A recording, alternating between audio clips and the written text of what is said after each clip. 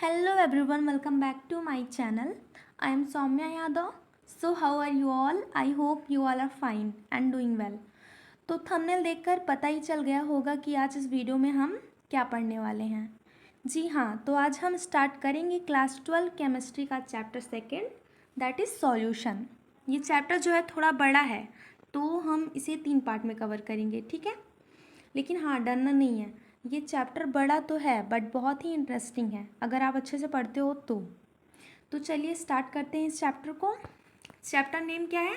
Solution. तो कोई भी चीज़ पढ़ने से पहले उस चीज़ के बारे में हमें पता कर लेना चाहिए। तो चैप्टर नेम है सॉल्यूशन, तो सबसे पहले सॉल्यूशन क्या होता है यही हमको पता होना चाहिए। तो चलिए देखते हैं सॉल्यूशन क्या होता है। Solution is the homogeneous mixture of two or more non-reactive substances whose composition is uniform and their component cannot be separated physically. Solution जो है वो एक homogeneous mixture है। homogeneous mixture क्या होते हैं? ऐसे मिक्सचर जिसका जो कंपोजिशन होता है वो यूनिफॉर्म होता है। अगर मैं नमक और पानी को मिक्स करती हूँ तो नमक अलग और पानी अलग नहीं दिखेगा, तो उसका जो कंपोजिशन क्या है वो यूनिफॉर्म है, एकदम बराबर रहता है। हेट्रोजीनियस भी होता है, वो अलग होता है, उसमें जो कंपोजिशन होता है वो यूनिफॉर्म नहीं होता है। तो ये डिफरेंस होता है होमोजीनियस एंड हेट्रोजीनियस मिक्सचर में। तो जो सॉल्यूशन होता है वो हमारा होमोजीनियस मिक्सचर होता है, दो या दो से ज़्यादा नॉन रिएक्टिव सब्सटेंस के, और इसका जो कंपोजिशन होता है वो यूनिफॉर्म होता है, और इनके जो कंपोनेंट होते हैं उनको हम सेपरेट नहीं कर सकते फिजिक। जैसे कि अगर मैं एग्जांपल लूँ, salt solution, sugar solution, mud solution etcetera, बहुत सारे हैं। ये सब क्या है? सॉल्यूशन है। इसमें क्या है? ये सब होमोजीनियस मिक्सचर है, और इनका जो कंपोजिशन होता है वो यूनिफॉर्म होता है, और इनके जो कंपोनेंट हैं उनको हम सेपरेट नहीं कर सकते, अलग नहीं कर सकते। तो यही होते हैं हमारे सॉल्यूशन। अगर हम कंपोनेंट ऑफ सॉल्यूशन की बात करें तो सॉल्यूशन के 2 कंपोनेंट होते हैं। क्या क्या? पहला होता है हमारा सॉल्यूट, दूसरा होता है सॉल्वेंट। कोई भी सॉल्यूशन जो है वो 2 चीज़ों से मिलकर बना होता है, सॉल्यूट और सॉल्वेंट से।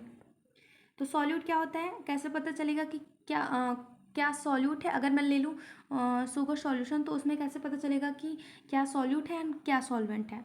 तो चलिए देखते हैं सॉल्यूट क्या होता है।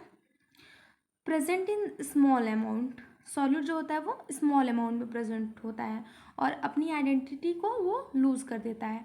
अगर मैं लूँ शुगर सॉल्यूशन की बात मैं करूँ, तो उसमें सॉल्यूट क्या होगा? वाटर ज़्यादा अमाउंट में है या फिर शुगर, तो शुगर लेस अमाउंट में है ना, तो वो क्या होगा? सॉल्यूट होगा। जो स्मॉल अमाउंट में प्रेजेंट हो वो सॉल्यूट है, और जब इसको हम सॉल्वेंट में मिक्स करते हैं तो ये अपनी आइडेंटिटी को लूज़ कर देता है। अगर मैं चीनी को पानी में मिलाती हूँ, क्या चीनी दिखता है? नहीं ना, वो अपनी आइडेंटिटी लूज़ कर देता है। दूसरा होता है solvent. Solvent opposite, present in large amount and retain their identity. ये जो होता है वो लार्ज अमाउंट में प्रेजेंट होता है। अब इसमें जो शुगर सॉल्यूशन है उसमें वाटर जो है वो हमारा सॉल्वेंट है, तो जो वाटर है वो लार्ज अमाउंट में प्रेजेंट है, और ये जो है अपनी आइडेंटिटी को रिटेन कर लेता है, ठीक है। तो इस हिसाब से मैं बोलूँ तो सॉल्यूशन जो होता है वो 2 चीज़ों से मिलकर बना होता है। किस किस से? सॉल्यूट से एंड सॉल्वेंट से। अब सॉल्यूशन की बात करें तो सॉल्यूशन का एक टाइप्स होता है बाइनरी सॉल्यूशन। बाइनरी सॉल्यूशन क्या होता है? If a solution contain 2 component. अगर सॉल्यूशन में केवल 2 कंपोनेंट हो, कौन कौन से? सॉल्यूट और सॉल्वेंट, तो इसे हम कहेंगे बाइनरी सॉल्यूशन। जैसे कि एग्जांपल हो गया सॉल्ट सॉल्यूशन, शुगर सॉल्यूशन, ये सब क्या है? बाइनरी सॉल्यूशन, जिसमें केवल 2 कंपोनेंट हो, सॉल्यूट और सॉल्वेंट। अब अगला टॉपिक आता है हमारा different types of solution on the basis of water as solvent. Solution के बहुत सारे टाइप्स, किस बेस पर? जिसमें कि जो वाटर है वो सॉल्वेंट होगा। देखो, जो सॉल्यूशन हमारा है वो सॉलिड होगा या फिर लिक्विड होगा या फिर गैस होगा, ये डिपेंड करता है हमारे सॉल्वेंट पे। अगर सॉल्वेंट लिक्विड हुआ तो जो सॉल्यूशन है वो भी लिक्विड स्टेट में ही होगा। अगर सॉल्वेंट जो है वो सॉलिड स्टेट में है तो जो हमारा सॉल्यूशन होगा वो भी सॉलिड स्टेट में होगा। अगर हमारा सॉल्वेंट जो है वो गैस स्टेट में है तो जो सॉल्यूशन होगा वो भी गैस स्टेट में ही होगा। Depend on solvent. सॉल्वेंट किस टाइप का है उस पर डिपेंड करता है कि सॉल्यूशन किस टाइप का होगा। तो अगर मैं वाटर को एज अ सॉल्वेंट लूँ तो पहला टाइप आता है एक्वस सॉल्यूशन। एक्वस सॉल्यूशन क्या होता है? The solution in which any state of homogeneous compound completely dissolve in water in which water act as solvent. Aqueous solution में क्या होता है? जो वाटर है वो एज अ सॉल्वेंट एक्ट करता है और इसमें क्या होता है, कोई भी होमोजीनियस कंपाउंड जो होता है वो वाटर में कम्प्लीटली डिजॉल्व हो जाता है। ऐसे सॉल्यूशन को हम क्या बोलते हैं? Aqueous solution. एग्जाम्पल है sugar salt in water, carbon dioxide in water. अगर मैं शुगर सॉल्ट को वाटर में डालती हूँ तो वो कम्प्लीटली डिजॉल्व हो जाता है ना, तो इसे हम कहेंगे aqueous solution. Non aqueous solution क्या होता है? जस्ट अपोजिट होता है एक्वस सॉल्यूशन का। तो ये क्या होता है? These solution are basically the opposite of the aqueous solution। ये solution basically aqueous solution का opposite होता है और इसमें जो solvent होता है वो वाटर नहीं होता है। aqueous solution में क्या होता था? जो solvent होता था वो वाटर होता था, लेकिन इसमें वाटर solvent नहीं होता। वाटर के अलावा कुछ और भी हो सकता है, जैसे कि पेट्रोल, बेंजीन, ईथर, ये सब सॉल्वेंट हो सकते हैं, वाटर नहीं होता इसमें। अब सेकेंड है different types of solution on the basis of an amount of solute added. कितना अमाउंट सॉल्यूट आप ऐड कर रहे हैं, इस बेसिस पर सॉल्यूशन के टाइप्स को देखते हैं। तो इस बेसिस पर सॉल्यूशन के पहला टाइप्स आता है सैचुरेटेड सॉल्यूशन। सैचुरेटेड सॉल्यूशन क्या होता है? A solution is said to be saturated only if it reaches its limit to dissolve any more solute in the solvent at a definite temperature। किसी निश्चित temperature पर किसी भी सॉल्वेंट में कितना सॉल्यूट ऐड करना है। देखो अब उसकी जितनी कैपेसिटी होगी वो उतना ही सॉल्यूट डिज़ोल्व कर पाएगा। उसके बाद जो ज़्यादा सॉल्यूट होंगे वो नीचे आपको दिखने लगेंगे। तो ये क्या होते हैं? Saturated solution. इसमें एक लिमिट होता है डिज़ोल्व होने की। और अनसैचुरेटेड सॉल्यूशन क्या होता है? A solution in which more solute can be dissolve without raising temperature is called the unsaturated solution. इसमें टेम्परेचर को बिना बढ़ाए अधिक से अधिक, ज़्यादा से ज़्यादा जो सॉल्यूट है वो आप इसमें ऐड कर सकते हैं, तो इसे हम बोलेंगे अनसैचुरेटेड सॉल्यूशन। अब तीसरा आता है हमारा super saturated solution. Super saturated solution क्या होता है? A solution contain more solute that would be necessary. कोई भी सॉल्यूशन जो होता है वो बहुत सारे सॉल्यूट कंटेन करता है जो कि बहुत ज़रूरी भी है, और कोई भी मतलब गिवन टेम्परेचर पे, तो इसे हम कहेंगे सुपर सैचुरेटेड सॉल्यूशन, जिसमें कि बहुत सारे सॉल्यूट आप ऐड कर सको और टेम्परेचर जो होता है वो फिक्स ही होगा। नेक्स्ट आता है on the basis of concentration of solution there are two types of solution. अगर कंसनट्रेशन ऑफ सॉल्यूशन की बेस पर हम देखें तो सॉल्यूशन जो होते हैं वो किस किस टाइप्स के होते हैं। तो पहला इसमें आता है डाइल्यूट सॉल्यूशन। डाइल्यूट सॉल्यूशन क्या होता है? A solution having a small amount of solute in a large amount of solvent is called dilute solution. तो डाइल्यूट सॉल्यूशन उसे हम बोलते हैं जिसमें कि सॉल्यूट कम अमाउंट में प्रेजेंट हो और जो सॉल्वेंट हो वो लार्ज अमाउंट में प्रेजेंट हो, तो उसे हम कहेंगे डाइल्यूट सॉल्यूशन। सेकेंड है concentrated solution. Large amount of solute are added to the given solvent to give concentrated solution. इसका अपोजिट होता है डाइल्यूट सॉल्यूशन का। इसमें जो होता है वो सॉल्यूट जो होता है वो लार्ज अमाउंट में होता है और जो सॉल्वेंट होता है वो लेस अमाउंट में होता है, तो इसे हम कहेंगे कंसनट्रेटेड सॉल्यूशन। अब दूसरा टॉपिक है हमारा depending upon physical state of solute solvent solution are of 9 types. अगर स्टेट ऑफ सॉल्यूट और सॉल्वेंट की बात करें तो हम जो हमारा सॉल्यूशन होता है वो 9 टाइप्स का होता है। पहला सॉलिड इन सॉलिड। अगर हम देखो इसमें जो सॉल्वेंट क्या है, सॉलिड है, तो हमारा जो सॉल्यूशन क्या होगा वो सॉलिड ही होगा। तो मैं एग्जांपल अगर लूँ सॉलिड इन सॉलिड, अगर सॉलिड को हम सॉलिड में सॉलिड को सॉलिड और सॉलिड का सॉल्यूशन बनाते हैं तो इसका एग्जांपल होगा कॉपर इन गोल्ड। देखो जो गोल्ड होता है वो हमारा प्योर नहीं होता, उसमें कुछ ना कुछ मिक्स करके बनाते हैं, तो अगर मैं कॉपर को गोल्ड में मिलाती हूँ तो वो क्या होगा, सॉलिड स्टेट में ही होगा ना। तो ये एग्जांपल हो गया इसका।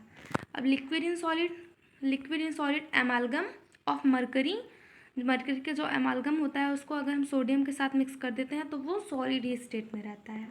ये एग्जांपल हो गया liquid in solid. एमालगम of mercury जो है वो लिक्विड है और सोडियम जो है वो सॉलिड है, दोनों मिलके हमारा सॉलिड ही सॉल्यूशन बना रहे हैं। तीसरा है gas in solid, gas solution of hydrogen. Solution of hydrogen जो है वो गैस है और पैलेडियम जो है वो सॉलिड है, तो ये दोनों मिलके हमारा सॉलिड सॉल्यूशन बना रहे हैं। अब है सॉलिड इन लिक्विड, इसमें जो सॉल्वेंट है वो लिक्विड है। सॉलिड शुगर जो है वो सॉलिड है और वाटर जो है वो लिक्विड है, तो ये क्या बना रहे हैं, हमारा लिक्विड सॉल्यूशन। वैसे ही सेम सॉल्ट सॉल्यूशन भी होगा। अब लिक्विड इन लिक्विड, लिक्विड को लिक्विड में ही मिक्स करना। इथेनॉल इन वाटर, इथेनॉल जो है वो भी लिक्विड है, वाटर जो है वो भी लिक्विड है, तो सॉल्यूशन क्या होगा, वो भी सॉल्यूशन किस स्टेट में होगा, वो भी लिक्विड स्टेट में ही होगा। अब इसके बाद है gas in liquid, gas in liquid. तो गैस की अगर मैं बात करूँ तो oxygen dissolve in water, water में हमेशा ऑक्सीजन डिजॉल्व होता है, इसका फॉर्मूला ही होता है H2O। जो हमारी एक्वाटिक लाइफ है इसी वजह से तो जिंदा है, वाटर में वो रहती हैं, उसके थ्रू जो वाटर में ऑक्सीजन डिजॉल्व होते हैं वही तो वो लेती हैं। तो ये एग्जाम्पल हो गया। सॉलिड इन गैस की बात करें तो कैम्फर इन नाइट्रोजन गैस, जो कैम्फर होता है वो उसको हम नाइट्रोजन गैस में अगर मिक्स कर दें तो वो गैसेस स्टेट में आ जाता है। फिर उसके बाद है liquid in gas, chloroform mixed with gas. अब गैस इन गैस, इसका बेस्ट एग्जांपल है एयर। एयर में बहुत सारी गैसेस हैं। ब्रास जो होता है वो कॉपर और जिंक से मिलकर बना होता है, जो ब्रोंज होता है वो कॉपर और टिन से मिलकर बना होता है, तो ये किसका एग्जाम्पल होगा, सॉलिड इन सॉलिड। अब हमारा नेक्स्ट टॉपिक आता है expressing concentration of solution, the amount of concentration of solution in the amount of solute dissolve in given amount of solvent. तो इसमें सबसे पहला जो आता है वो है मास परसेंटेज, जिसको हम डिनोट करते हैं W/W।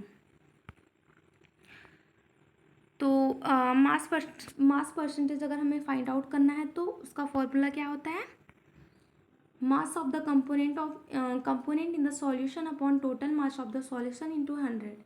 Component in the solution यानी कि सॉलिड या सॉल्यूट या फिर सॉल्वेंट का mass upon total mass of the solution into 100 कर देंगे तो हमारा मास परसेंटेज ऑफ कंपोनेंट निकल जाएगा। दूसरा है हमारा वॉल्यूम परसेंटेज, जिसको हम डिनोट करते हैं V/V।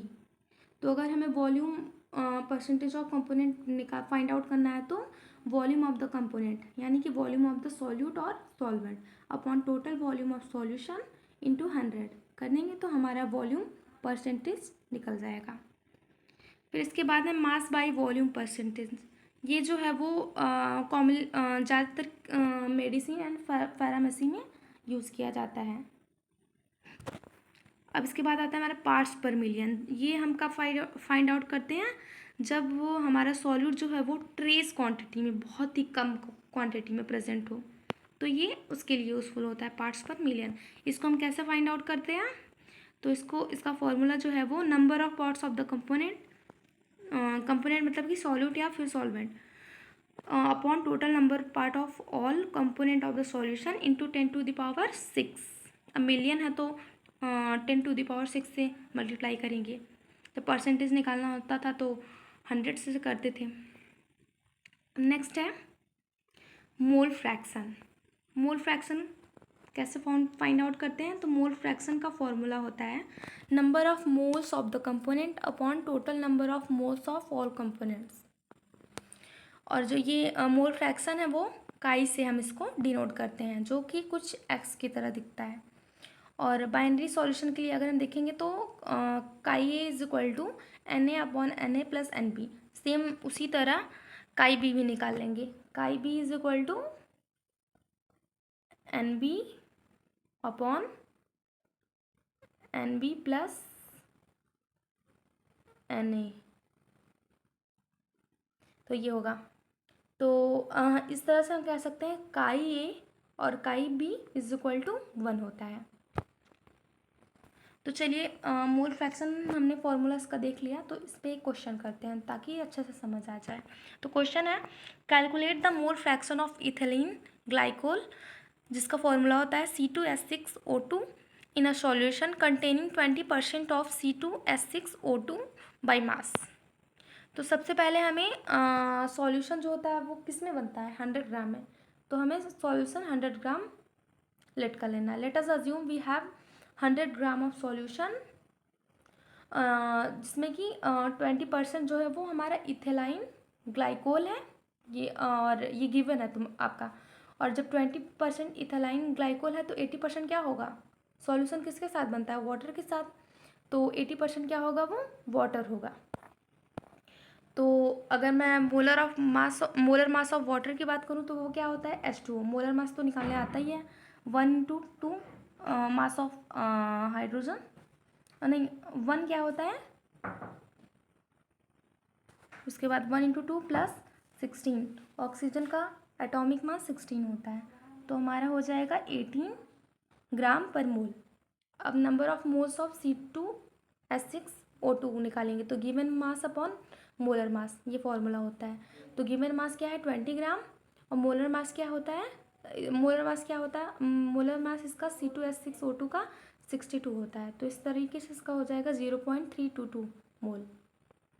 इसके बाद हम वाटर का निकालेंगे नंबर ऑफ मोल। तो number of mole of water, तो given mass upon molar mass. तो गिवन मास क्या है वाटर का 80 अपॉन मोलर मास अभी निकाले 18। तो इस तरीके से इसका आ जाएगा 4.44 मोल। अब देखो ग्लाइकोल का निकल गया, तो मोल फ्रैक्शन ऑफ ग्लाइकोल कैसे निकालना होगा, फॉर्मूला क्या होता था, mole of C2H6O2 upon mole of C2H6O2 plus mole of H2O। तो चलिए पुट करते हैं वैल्यू, 0.322 मोल अपॉन 0.322 मोल प्लस 4.44 मोल। तो सॉल्व कर लेंगे तो आ जाएगा 0.068। इसी तरीके से वाटर का भी हम निकाल लेंगे, ठीक है। तो वाटर का जो हमारा निकला है वो क्या है 4.4 मोल अपॉन 4.44 मोल प्लस 0.322 मोल। तो इस तरीके से सब इसको हम सॉल्व कर लेंगे, 0.932 आ जाएगा आंसर। ऐसे भी आप निकाल सकते हो, और ये हमने फॉर्मूला पढ़ा है chi A plus chi B is equal to 1 होता है। तो काई बी निकालना है तो 1 माइनस काई ए हो जाएगा। तो 1 माइनस उसका हम निकाले थे ये ग्लाइकोल का, इथेलाइन ग्लाइकोल का, तो उसको माइनस कर देंगे तो हमारा आ जाएगा वाटर का मोल फ्रैक्शन 0.932। इस तरीके से आप निकाल सकते हो। सेकेंड टॉपिक है मोलैरिटी। मोलैरिटी क्या होता है, मोलैरिटी जिसे हम डिनोट करते हैं स्मॉल m से, is defined as number of mole of solute dissolve in 1 litre और क्यूबिक डेसीमीटर ऑफ सॉल्यूशन। तो मोलैरिटी का फॉर्मूला क्या होता है, moles of solute upon volume of solution in litre.